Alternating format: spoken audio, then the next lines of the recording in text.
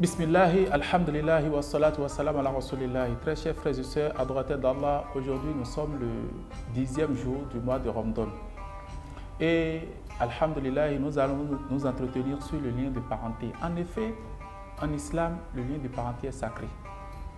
C'est tellement sacré qu'Allah subhanahu wa ta'ala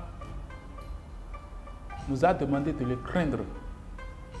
Lorsqu'Allah nous dit « Ya ayyuhan nas, ô vous les hommes, ittaqu rabbakum, craignez votre Seigneur, alladhi khalaqakum min nafsin wahida, qui vous a créé de Adam, d'une seule âme, wa khalaqa minha zawjaha, de Adam, il a créé son épouse Hawa, wa batha minhuma rijalan kathiran wa nisaa, de Adam et de Hawa, Allah subhanahu wa ta'ala a fait répandre sur la terre beaucoup d'hommes et beaucoup de femmes.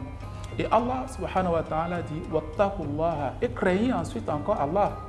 Alladhi tasa'aluna bihi. Celui Allah par qui vous vous implorez les uns les autres, s'il te plaît, à cause d'Allah, regarde pour Allah, etc. Et Allah te dit « Wal arham » et craignez de rompre le lien de parenté. Vous voyez, Allah subhanahu wa ta'ala nous demande de craindre de rompre le lien de parenté parce que le lien de parenté est sacré. En effet, ça signifie quoi? Rompre le lien avec sa famille. Allah t'a choisi une famille. C'est Allah qui t'a créé, il te connaît. Il connaît ta famille. Il a vu beaucoup d'autres familles. Mais pourtant, il t'a choisi cette famille-là. Parce que celle-là, c'est la tienne. Et c'est pour nul autre si ce n'est à toi. Allah subhanahu wa ta'ala t'a choisi cette famille. Et toi, tu te démarques de cette famille. C'est lui qui t'a choisi. Tes oncles, tes tantes, ton papa, ta maman, tes cousins, tes neveux, etc. Mais toi, tu trouves que Allah n'est pas assez sage pour te faire sortir de cette famille-là. Parce que tu te crois peut-être supérieur, ou plus sage, ou plus intelligent, ou plus noble que cette famille-là. Ça signifie que Allah subhanahu wa ta'ala a mal agi, alors que Allah n'agit jamais mal. C'est à toi de te conformer aux exigences d'Allah subhanahu wa ta'ala.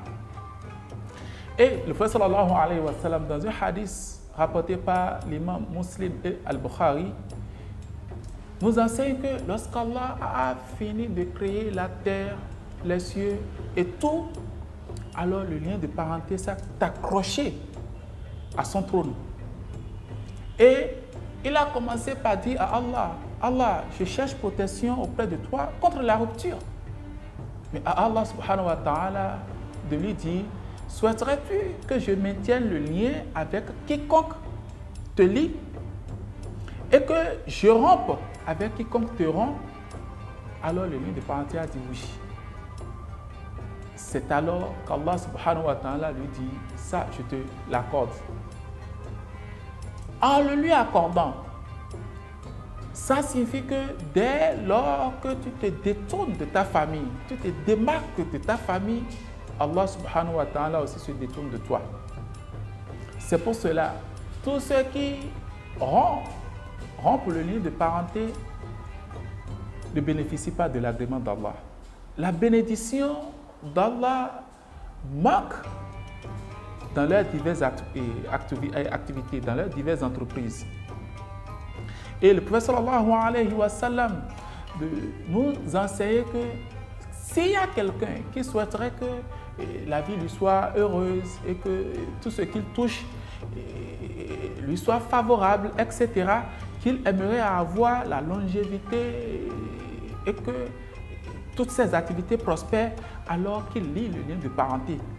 Parce que le prophète sallallahu alayhi wa sallam nous dit « Man sarahu an yamudda lahu fi umri » quiconque souhaiterait avoir une longévité,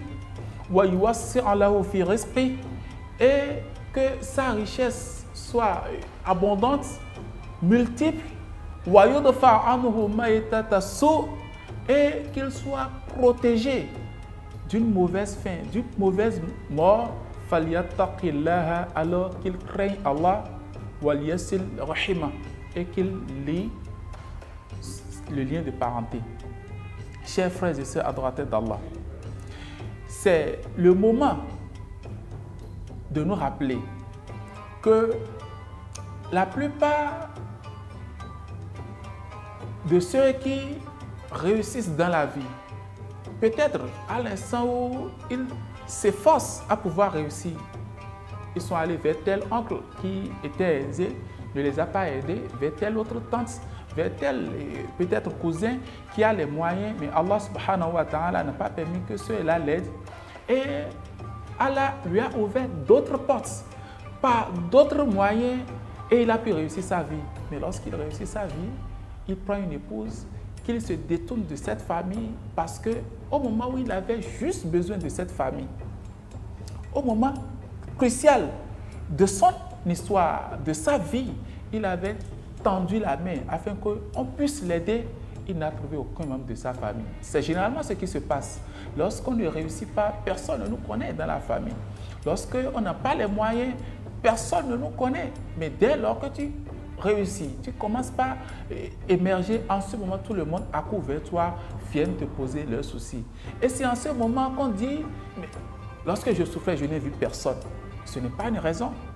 Lorsque tu souffrais, Allah subhanahu wa ta'ala ne voulait pas que tu trouves solution chez ton oncle, chez ta tante, afin que tu puisses réussir justement. S'il t'avait ouvert la porte de par ton oncle, peut-être que tu aurais échoué. Mais en te favorisant l'ouverture par d'autres endroits et que tu réussis, c'est l'occasion pour rendre grâce à Allah subhanahu wa ta'ala, savoir que ce n'est pas par ton savoir-faire. Ne sois pas comme Qarun qui hier avait dit Innama utituhu ala ilmin indi. Certes, si j'ai pu devenir riche, c'est parce que je suis intelligent. Non, tu n'as pas réussi parce que tu es le plus intelligent. Tu as réussi parce qu'Allah subhanahu wa ta'ala l'a voulu. Et puisqu'Allah l'a voulu, tu as le devoir de l'être envers les autres. C'est ton devoir. C'est ta mission. Tu dois l'observer. Et Allah subhanahu wa ta'ala mettra la bénédiction dans ton foyer, mettra la bénédiction dans tes entreprises. Nous prions Allah subhanahu wa ta'ala de nous permettre de lier nos familles, de nous permettre aussi bien de nous accorder l'abondance nécessaire et la sagesse afin que nous puissions réunir toute la famille autour de nous et que par nous émergent nos familles respectives. Wassalamu alaikum wa rahmatullahi wa barakatuhu. N'oublions pas d'aimer et de nous abonner à la chaîne.